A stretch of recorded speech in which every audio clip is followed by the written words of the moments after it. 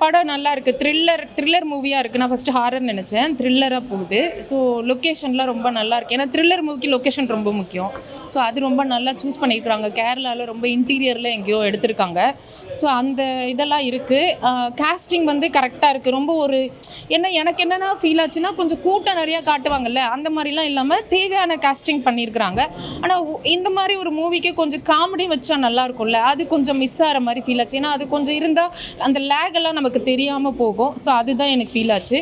மற்றபடி வடிவுக்கரசி அம்மா தான் இதில் பேசணும்.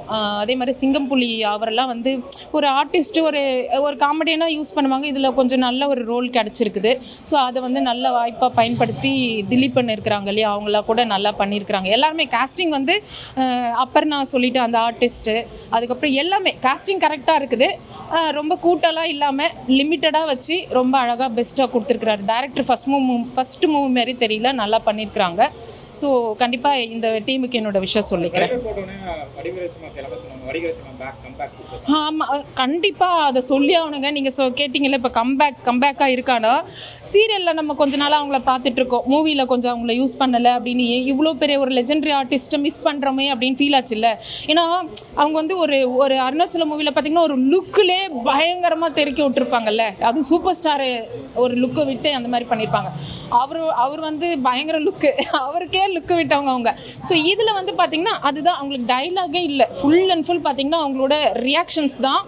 ஃபுல் அண்ட் ஃபுல் பார்த்திங்கன்னா ரியாக்ஷன்ஸ்லேயே அவங்க வந்து கொண்டு போகிறாங்கன்னா அப்போ அவங்க லுக்கு எவ்வளோ முக்கியம். ஸோ அந்த லெஜெண்டரி ஆர்டிஸ்டோட இது, ஆனால் அவங்கள சுத்தமாக கண்டே பிடிக்க முடியாது உங்களால். அந்தளவுக்கு அடையாளமே தெரியாத அளவுக்கு ஒரு மேக்கப் ஆர்டிஸ்ட் வந்து சூப்பராக மேக்கப் பண்ணியிருக்கிறாங்க. அது அவ்வளோ தூரம் அவங்க கோஆப்ரேட் பண்ணி 63 இயர்ஸில் அவங்க வந்து இவ்வளோ சப்போர்ட் பண்ணி இவ்வளோ தூரம் டெடிகேட் பண்ணியிருக்கிறாங்கன்னா அவங்க கண்டிப்பாக அவங்களுக்கு ஒரு கம்பேக் தான். ஏன்னா அவங்க தான் லீட் ரோல் இதில். ஸோ அவங்களுக்கு ஒரு நல்ல ஒரு திரும்ப வடிவுக்கரசி அம்மா ரிட்டர்ன்ஸ் அப்படின்னு தான் நம்ம போடணும். அந்த மாதிரி வந்து நெக்ஸ்ட்டு நம்ம நிறையா பார்க்கலான்னு நான் நம்புகிறேன். மியூசிக் ரொம்ப முக்கியம் இல்லை, ஒரு த்ரில்லர் ஹாரர் மூவிக்கு ரொம்ப முக்கியம்.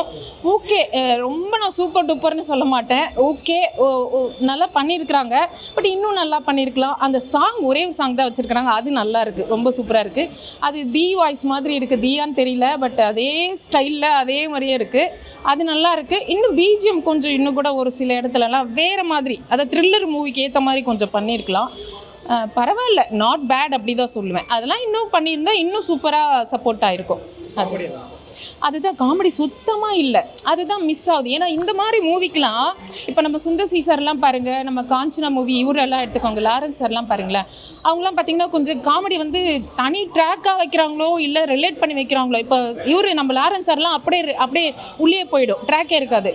சுந்தர் சி சாரில் தனியாக ட்ராக் வச்சுருப்பாங்க, இதில் எதுவுமே இல்லை. ஸோ இந்த மாதிரி மூவிக்கெலாம் கொஞ்சம் வரணும் அப்படின்னா அந்த கொஞ்சம் ஒரு சில கலவையெல்லாம் நமக்கு வேணும்.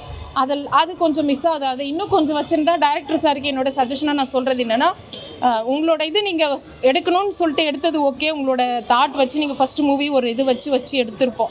பட் அந்த ட்ராக்கை காமெடி கொஞ்சம் கொண்டு வந்திருந்தா கொஞ்சம் ரிலேட் ஆகும்ல, மக்களோட ரிலேட் ஆகிட்டு கொஞ்சம் இன்னும் நல்லா இருந்திருக்கும்னு எனக்கு ஃபீல் ஆச்சு. அதுதான் அந்த ஒரு சில லேக் தெரியுதுன்னா அந்த காமெடி இல்லாததால தான் எனக்கு ஃபீல் ஆகுது. ஏன்னா ரொம்ப சீரியஸாகவே போகக்கூடாதுல்ல.